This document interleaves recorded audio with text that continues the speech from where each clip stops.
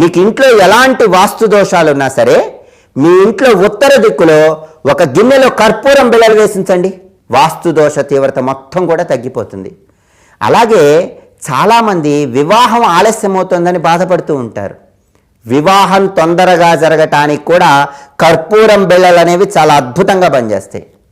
కర్పూరం బిళ్ళలతో వివాహ ప్రాప్తి ఎలా సిద్ధింపజేసుకోవచ్చో తెలుసా? మీరు శుక్రవారం పూట 6 కర్పూరం బిళ్ళలు తీసుకోండి, 6 లవంగాలు తీసుకోండి, కొద్దిగా పసుపు బియ్యం తీసుకోండి. బియ్యంలో పసుపు కలిపి ఆ పసుపు కలిపిన బియ్యము, 6 లవంగాలు, 6 కర్పూరం బిళ్ళలు, వీటితో దుర్గాదేవి చిత్రపటానికి అభిషేకంలాగా చేయండి, అంటే చిత్రపటానికి సమర్పించండి. దుర్గాదేవి అనుగ్రహం ద్వారా తొందరలోనే వివాహ ప్రాప్తిని సిద్ధింపజేసుకోవచ్చు.